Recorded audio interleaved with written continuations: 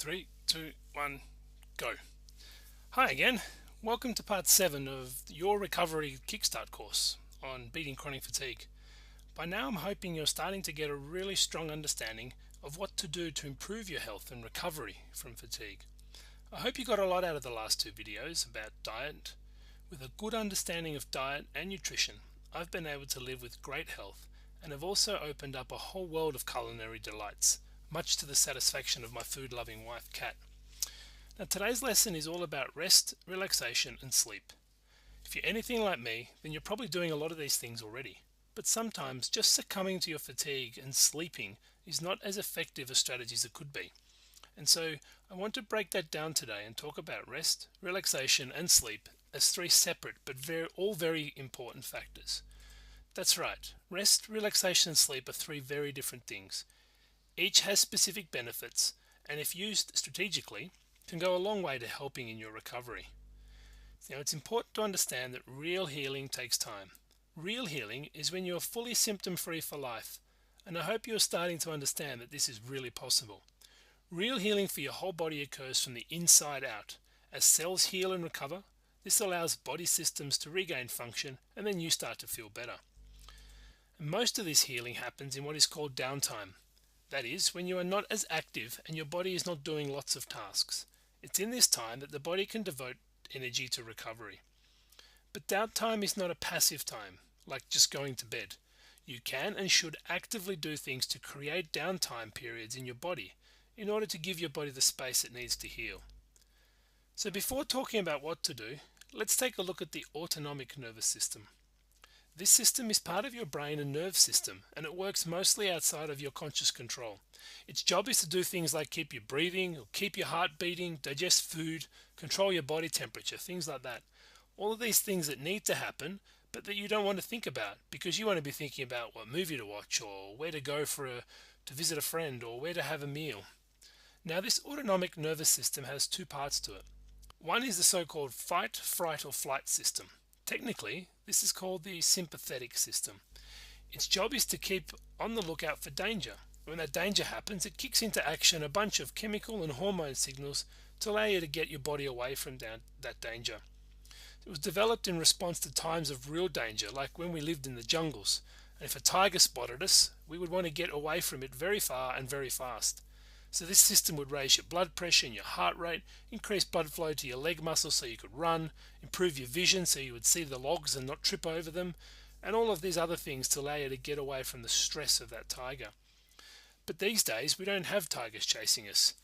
But we do have all the stresses we spoke about in an earlier lesson, and it's these stresses that keep this system unnecessarily on high alert.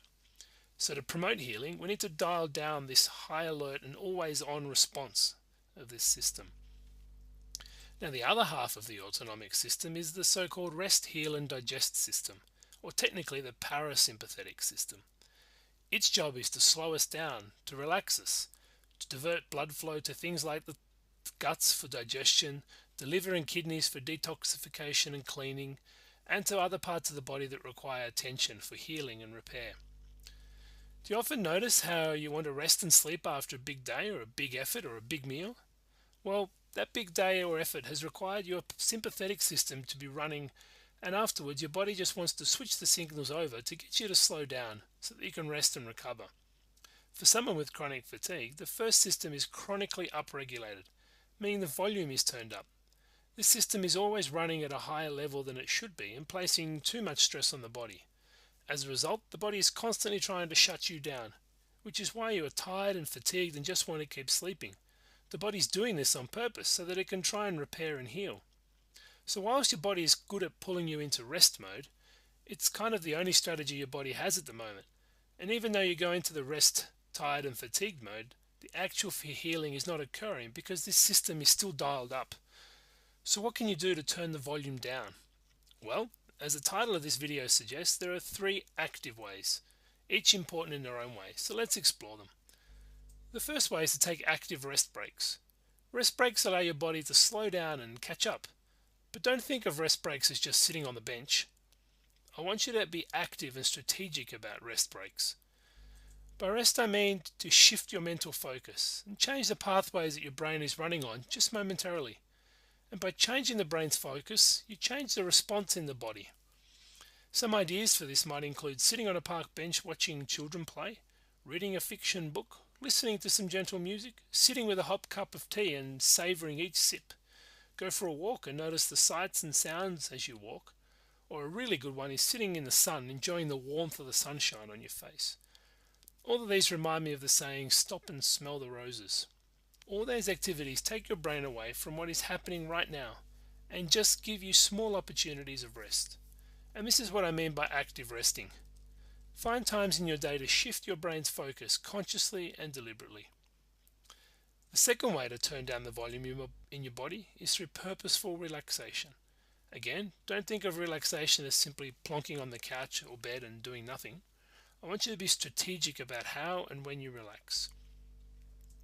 Through purposeful and active relaxation, you're aiming to generate alpha brainwaves.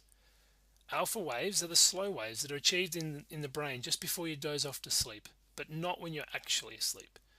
These have been shown by research to be important in fighting illness and aiding recovery, and are lacking in people with highly upregulated sympathetic nervous system. Remember the fight or flight response? So how do you achieve alpha brainwaves without falling asleep? Well, I found the best way is through active mindfulness. If you've heard of mindfulness, great, and I hope you're using it. If not, let me explain. Mindfulness is the process of being aware of what is happening in your world around you right now, this very moment. And the easiest way to do this is to start by focusing on your breath. Sit in a quiet place with your back straight and feet flat on the floor. Close your eyes and breathe naturally and gently without any control of your breathing. And then simply focus on your breath coming in and going out. Every time your mind wanders away or you start thinking about other things, just acknowledge that and come back and keep focusing on your breath. Set an alarm and start with 5 minutes at a time, once or twice a day. As you get better, you can build up to 10 and then 20 minutes once or twice a day. It takes practice and it's hard to begin with and pretty frustrating because your brain just always wanders away, but in time it will get easier. As your focus gets better, you can keep focusing on your breath for longer. Your brain will slow down and be in a state of alpha brainwaves sooner and for longer periods. And this is the goal, and it's an active form of relaxation. I still use this today after all these years, and it's easy, portable, and very effective. The third way of turning down the volume in your body is through sleep. Good quality, effective, restful, and refreshing sleep. All of the magic and repair and regeneration happens when we are sleeping. And we need to sleep in order for our body to function at its best. Now the key to a good night's sleep is to ensure you're alternating through all 4 stages of sleep, from the lightest stage 1 to the heaviest stage 4, and that you spend enough time in each. With chronic fatigue, it can easily feel like you just want to sleep at any time and for as long as possible. And this is totally understandable because your body's unwell and trying to recover, but you can't do that while it's also doing all the other things in day-to-day life. The best sleep occurs at night time when it's dark and cool in your room and you are going to bed tired after a full day's activity. So how do you make that happen with chronic fatigue? Well, by making the nighttime, the bedroom and the bed a priority for sleep and sleep only, and by being deliberate about trying not to sleep during the day. Here are some secrets to not sleeping in the day and making it through the night. Spend some time each day outdoors in fresh air in the sun. Try to get some activity or exercise. Get your heart and blood pumping and get your muscles active. We'll talk more about how to achieve quality exercise in a coming lesson. Using active rest and relaxation techniques we've just spoken about will also give you little respites during the day and keep yourself going so you can make it to the night time. Try to save the night time for sleeping because that's when the magic happens for repairing and healing. Now sometimes I know you just can't stay awake and you need to sleep, and this was 100% true for me too. No matter what I did, I just wanted to lay down and sleep. So here's the trick to dealing with that. Take a nap. It's okay to have a snooze if you have to, just don't overdo it. A nap is a short sleep that's usually 20 to 25 minutes long and doesn't go beyond stage 1 or 2 sleep. In fact, it's more of a doze than a sleep, and it doesn't result in grogginess when you wake up.